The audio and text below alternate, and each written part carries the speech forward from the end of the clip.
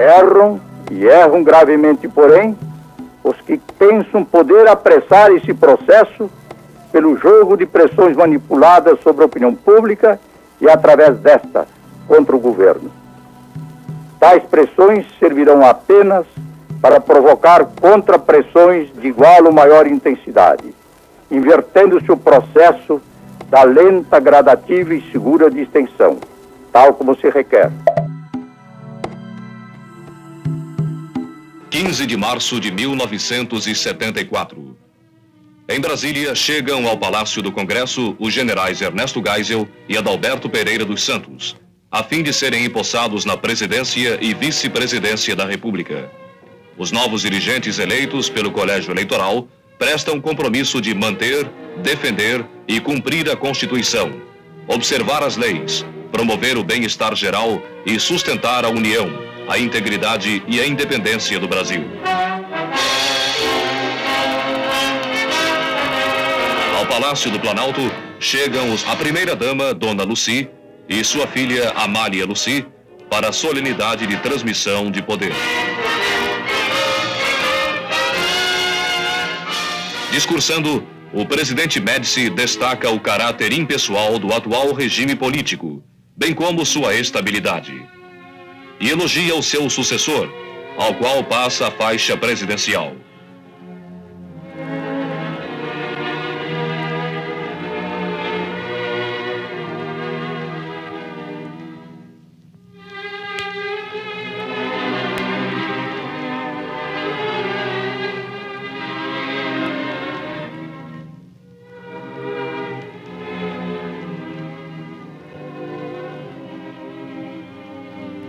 Por sua vez, o novo presidente afirma que no momento em que está prestes a se completar o decênio criador da Revolução de 1964, o Brasil ganhou inabalável confiança em si mesmo, avançando a largos passos para seu grande destino, que nada mais deterá. A solidariedade nacional se reforça, alicerçada no binômio indissolúvel do desenvolvimento e da segurança.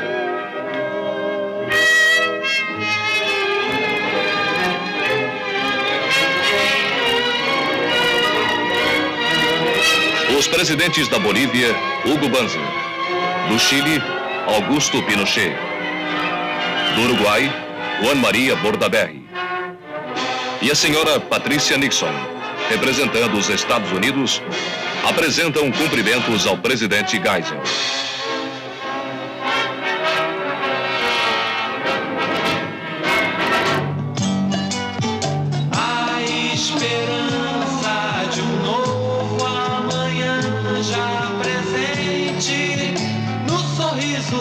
Gente, este é um país que vai pra frente. Às 17 horas de 7 de setembro, vamos festejar o Brasil.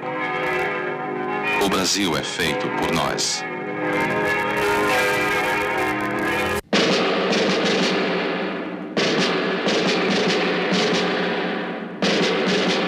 Tropas transportadas das mais diversas regiões do país participaram das grandes manobras conjuntas das Forças Armadas na região Tocantins-Araguaia, sob o comando do general José Nogueira Paz. A Operação Carajás, exercício de maior envergadura já realizada em nosso país, objetivou testar a eficiência no combate anti-guerrilha. O pleno êxito alcançado veio comprovar uma vez mais que os dispositivos militares brasileiros estão capacitados a agir na hora exata, no local certo e com a força necessária a fim de neutralizar qualquer atentado à segurança nacional.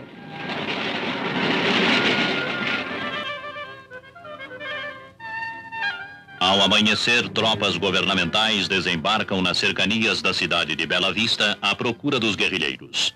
De vários pontos da vasta área de operações, outras tropas avançam, vasculhando a mata e apertando o cerco em torno do inimigo.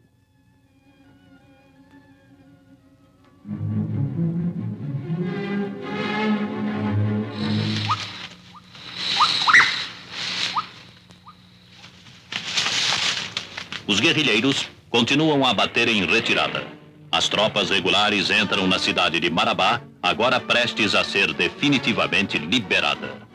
A ação das tropas governamentais foi coroada de êxito graças a uma perfeita coordenação de movimentos e uma disciplinada execução das instruções recebidas.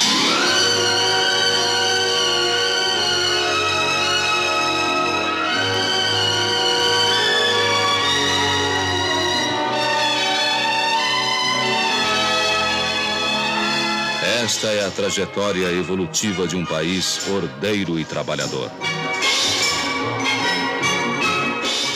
Vibração cristalizadora da mão de obra do operário brasileiro em seu trabalho diuturno, construindo um Brasil mais poderoso no cenário das nações.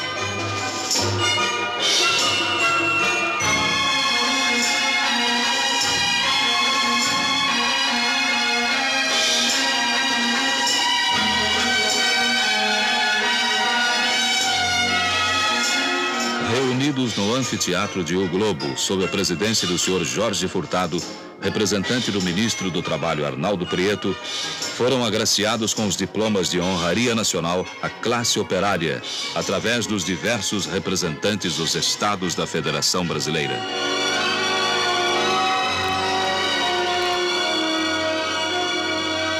Cercados por grandes expectativas e emoções, os currículos foram anunciados, observando-se os grandes exemplos de patriotismo e denodo em favor da pátria brasileira.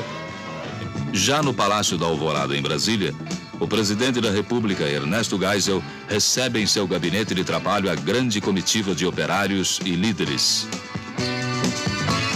Saudados pelo presidente Geisel, os trabalhadores tiveram do chefe do Executivo Nacional a reafirmação das metas governamentais, cujo fator é o homem e sua família, mostrando-se satisfeito com a promoção de O Globo em conjunto com o SESI, Serviço Social da Indústria, reunindo milhões de trabalhadores neste certame. O tema da entrevista é o Tratado de Amizade e Cooperação e a construção da usina de Itaipu, que é um exemplo do esforço comum, objetivando o progresso de duas nações. Em 17 de maio de 74, foi instalada a Itaipu Binacional, que está construindo a maior usina hidrelétrica do mundo, 12 milhões e 600 mil quilowatts. O primeiro contrato da construção civil foi firmado em 75. 3 anos mais tarde, escavado o monumental canal de desvio, o curso do Rio Paraná foi alterado para a construção da barragem principal, cuja altura será equivalente a de um prédio de 60 andares. Hoje, este trecho do leito do rio já foi esgotado e continuam os trabalhos de concretagem. O maciço do vertedouro na margem paraguaia atinge sua altura definitiva. E do lado brasileiro, prosseguem as obras da estrutura de controle do canal de desvio, onde funcionarão algumas das 18 turbinas. Itaipu antecipou-se às previsões. Em 1983, entrarão em serviço as primeiras unidades geradoras.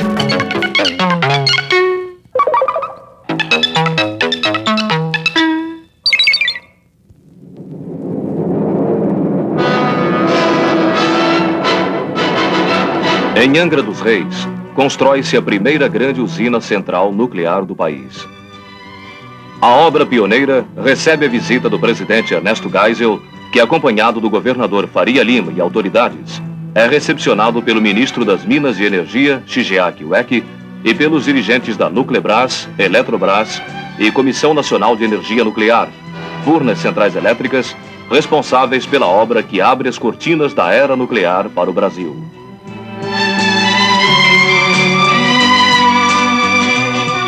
Essa primeira unidade atômica começará a gerar com plena carga, em 1978, 627 mil quilowatts de energia. O chefe do governo cumprimenta trabalhadores da obra e vê os depósitos onde serão instalados o vaso do reator e do trocador de calor. Já estão aí 70% dos equipamentos que compõem a usina. Praticamente concluído no seu último piso, vê-se a estrutura de segurança. A montagem tem 75 metros de altura e 35 de diâmetro, e os testes iniciais da usina estão previstos para 1977.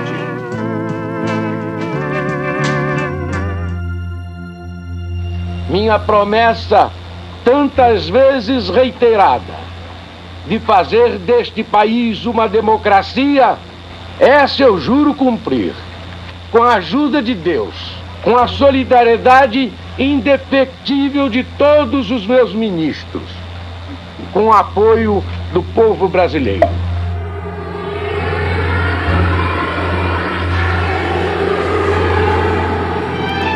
O presidente eleito João Batista de Figueiredo e o vice Aureliano Chaves, escoltados pelo 1º Regimento de Cavalaria, são saudados por populares e jovens estudantes de todos os recantos do Brasil na manhã de 15 de março de 1979, dia de sua posse em Brasília.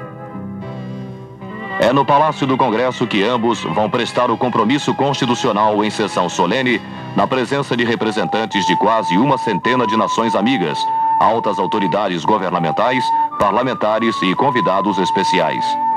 São recebidos pelos senadores Luiz Viana Filho, Lorival Batista, Alexandre Costa, Gabriel Hermes e Gastão Miller, deputado Homero Santos e presidente do STF, ministro Antônio Neder.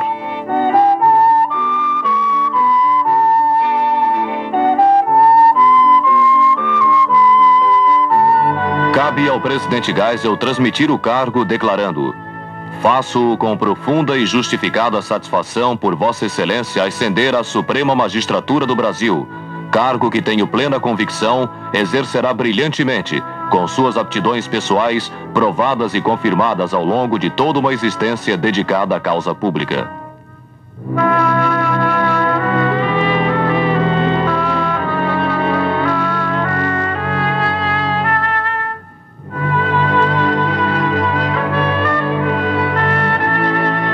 Já com a faixa presidencial, o presidente Figueiredo agradece as palavras de seu antecessor e acentua: numa nação jovem como a nossa, é natural uma certa dose de impaciência na promoção dos anseios populares.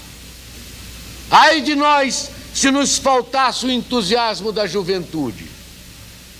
Reafirmo meu desejo de encontrar os jovens, com eles confraternizar e com eles avançar democraticamente na construção da pátria de nossos filhos e netos. Presidente, vice-presidente e suas esposas acenam para os populares. Acompanhado de Dona Dulce, o chefe do governo se dirige para o local da posse do novo ministério.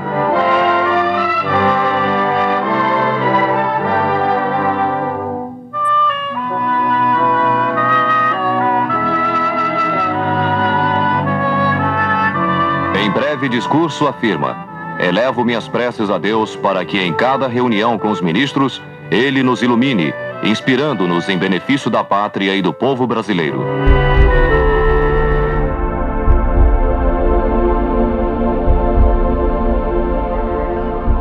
O novo governo assume em meio a uma onda de greves que refletem a difícil situação da economia. O governo acelera seus planos de emergência e, em julho, o presidente reúne o Conselho de Desenvolvimento Econômico para anunciá-los. O que eu espero no próximo ano é uma redução bastante significativa da taxa de inflação, o equilíbrio do balanço comercial e, consequentemente, ou não consequentemente, mas concomitantemente, uma redução adicional da taxa de juros. Posso dizer a cada trabalhador brasileiro que vosso presidente não esqueceu os compromissos do candidato. Esteja certa, nação, de que, nos 6 anos à nossa frente, haverei de cumpri-los todos. Assim Deus me ajude. Assim me ajude também a compreensão, o patriotismo e a cooperação dos brasileiros.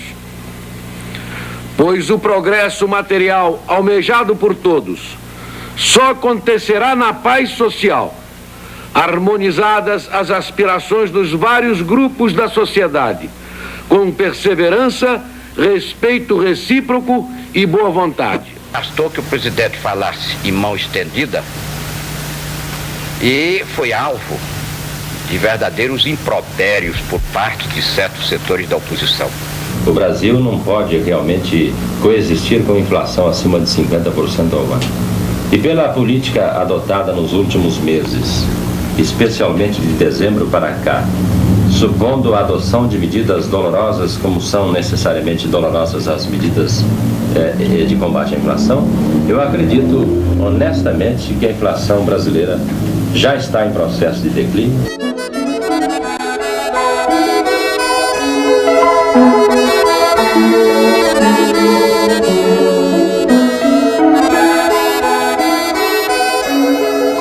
A medida não foi do governo.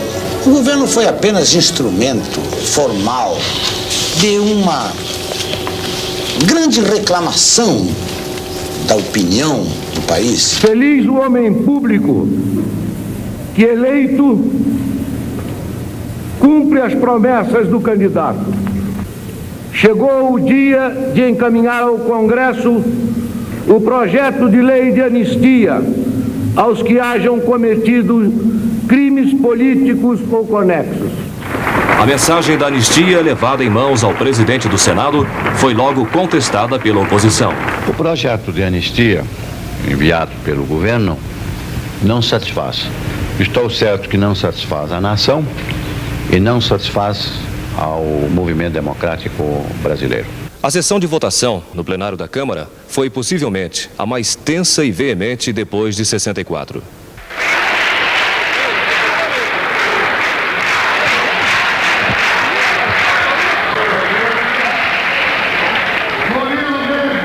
Se ouviam os primeiros apupos nesta casa, aflorou-me a mente, revelando o governo, a nação, um projeto em verdade de anistia ampla, geral e restrita.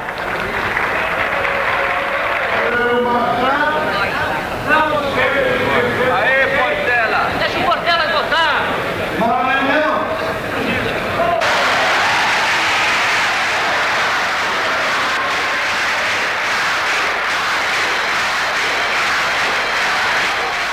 E é preciso que se saliente. A anistia decorreu de uma pressão da sociedade e particularmente dos setores oposicionistas da sociedade, ainda limitada como veio, incorporou no processo político nacional um grande grupo de brasileiros que, até então, fora do país, até então marginalizados do processo político, passaram a integrá-lo, passaram a participar e passaram a compor um quadro político partidário ou não, um quadro político mais consentâneo com as expectativas da sociedade brasileira. Delegações de vários municípios receberam o ex-governador Leonel Brizola no Rio de Janeiro. Muitos políticos no aeroporto internacional. Sebastião Neri e outros jornalistas, além dos deputados Dotel de Andrade, José Maurício e Paulo Rates, recepcionaram Brizola. Presente o ex-governador Batserda Silveira. Deputado Jorge Roberto Silveira, filho do governador Roberto Silveira, um dos parlamentares mais votados do estado. O prefeito Moreira Franco de Niterói recebeu Leonel Brizola. O líder trabalhista chegou com sua esposa e foi arrebatado pelos populares. que o conduziram ao carro que o levaria ao hotel, onde manteve os primeiros contatos políticos, traçando um plano de ação para o futuro PTB, que dirigirá de seu novo domicílio no Rio de Janeiro.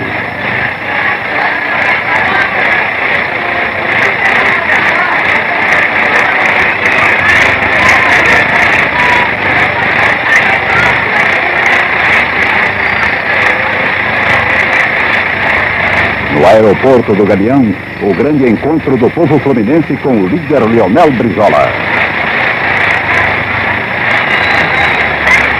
A volta de Brizola é um dos grandes acontecimentos na abertura política brasileira.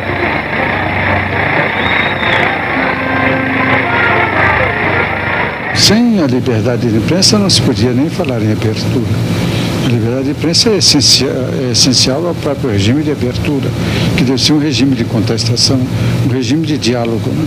E o regime de diálogo sem liberdade de imprensa seria um monólogo mal disfarçado, um monólogo de imposição e nunca, propriamente, para ferir ou registrar as opiniões diferentes das correntes políticas.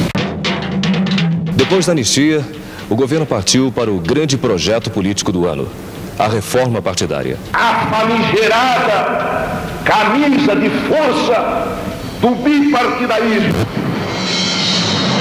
Teve início imediatamente a organização dos novos partidos. O presidente Figueiredo atravessou a Praça dos Três Poderes para assinar no Congresso a ata de fundação de seu partido. Em nome da Comissão Provisória, declaro fundado o Partido Democrático Social. O projeto de programa do PDS provocou controvérsias. As questões mais polêmicas foram discutidas com o próprio presidente Figueiredo. Por que homeopaticamente devolver seu país e ao povo o direito que é dele, inerente à sua condição de povo, da autodeterminação, do autogoverno? Governos que querem eleições, que querem democracia, o seu partido também, contudo, quando surge uma oportunidade concreta, apresenta uma emenda, quando já existia nessa parte uma anterior, apresentada no Congresso, e relega isso para uma decisão posterior. No que diz respeito ao plano institucional, o primeiro ano do governo do presidente Figueiredo ainda está assinalado por reminiscências de arbítrio em muitos dos nossos institutos legais. Assim, por exemplo, a nossa Constituição não dá ao Legislativo o status de um poder, ele está ainda com a sua soberania bem cerceada. Ainda nas legislações, sobretudo na consolidação das leis do trabalho, na lei de segurança nacional, nas nossas leis de ensino, muitos dos resquícios do AI-5 e dos outros atos institucionais. E nós das oposições precisamos de uma vez por todas ter consciência que a única chance que nós temos é a via das eleições diretas para presidente da República. Eu diria que o Brasil essencialmente depende, no plano das instituições políticas, de duas conquistas. A primeira, que é exatamente a conquista das liberdades civis e das liberdades políticas, das liberdades do seu povo, sem as quais o povo não conquista o progresso social. E, em segundo lugar, a conquista da legitimidade do poder, isto é, a forma através das quais uma nação elege os seus governantes por intermédio da vontade popular. Essas duas conquistas são essenciais ao progresso social e econômico do povo brasileiro.